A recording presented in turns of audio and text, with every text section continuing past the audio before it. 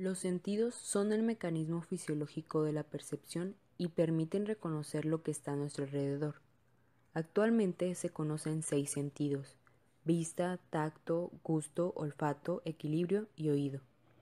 Durante este video se hablará específicamente de la gustación o sentido del gusto.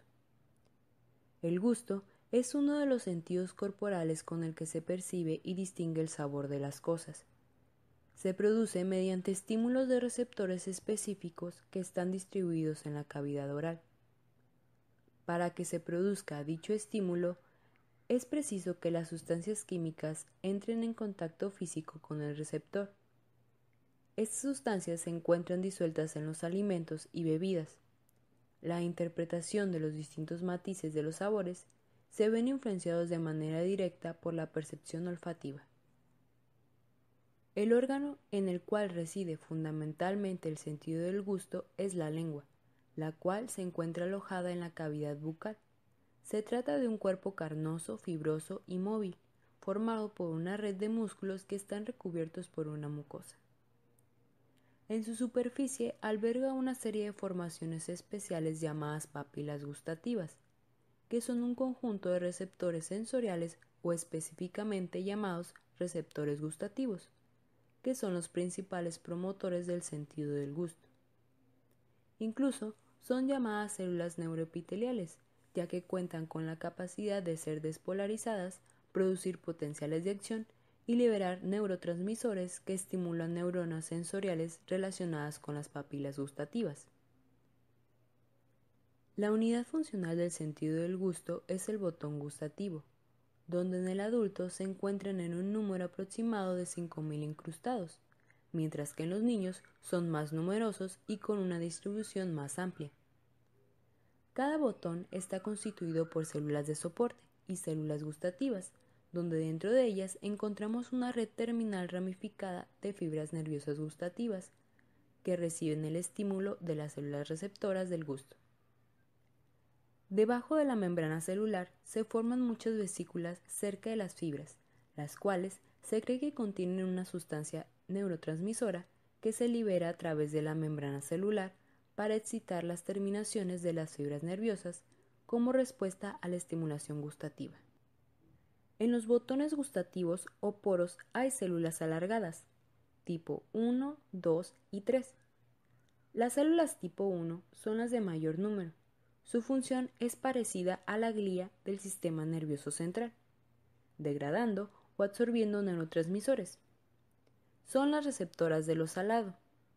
Esto se da por la permeabilización de iones directamente con la membrana apical de la célula receptora, que en su mayoría es sodio.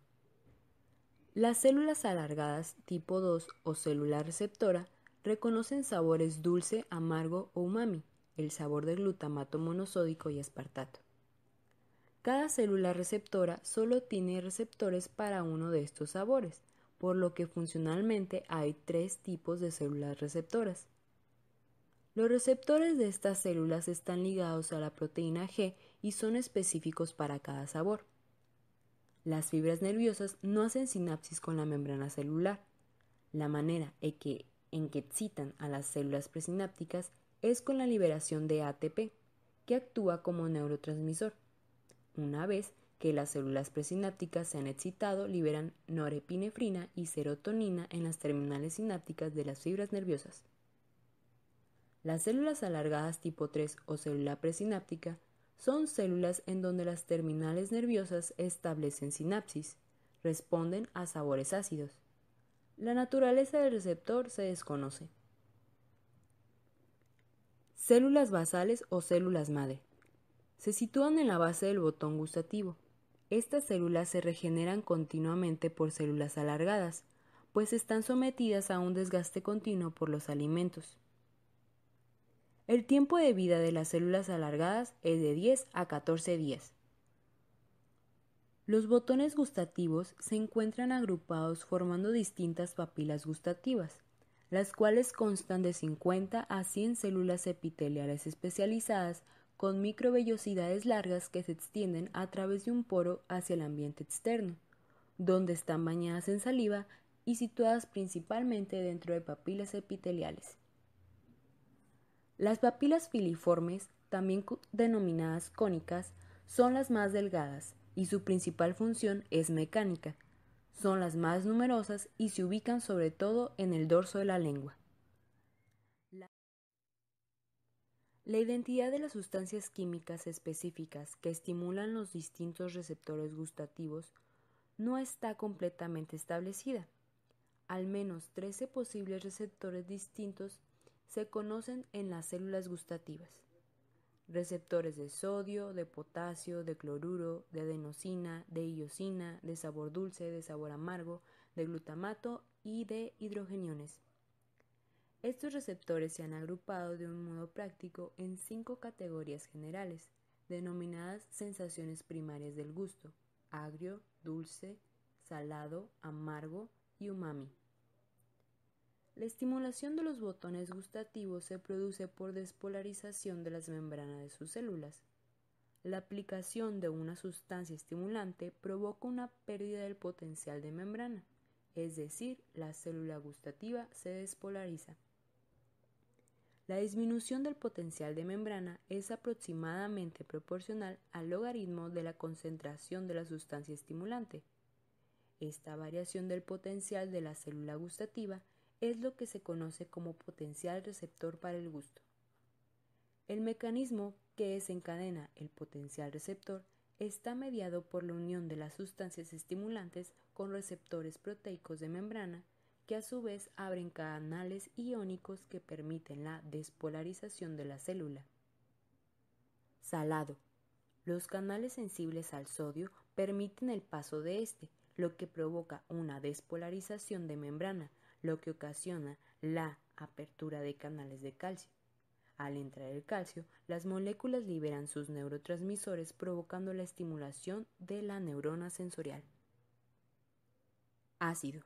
El ion de hidrógeno pasa a través de la membrana por los canales de iones. Esto también provoca la despolarización de la membrana, seguida por la apertura de los canales de calcio y entrada de este, que provoca la liberación del neurotransmisor y estimula la neurona sensorial. Dulce y umami. Los azúcares o aminoácidos se unen a los receptores de membrana para dulce o umami, activando la proteína G al interior de la célula. Esta activa al segundo mensajero responsable de cerrar los canales de potasio de la membrana, provocando la despolarización y la liberación del neurotransmisor para estimular la neurona sensorial. Amargo. La quinina se une a los receptores de la membrana, transformando a la proteína G. Esta, a su vez, activa al segundo mensajero, liberando calcio a partir del retículo endoplásmico, despolarizando la membrana y con esto liberando neurotransmisores. Cualquiera que sea la vía de estimulación celular, el resultado final es la acumulación de calcio en la hendidura sináptica. Esto provoca la exocitosis del neurotransmisor en la membrana presináptica, lo que dará lugar a la producción del potencial de acción neuronal.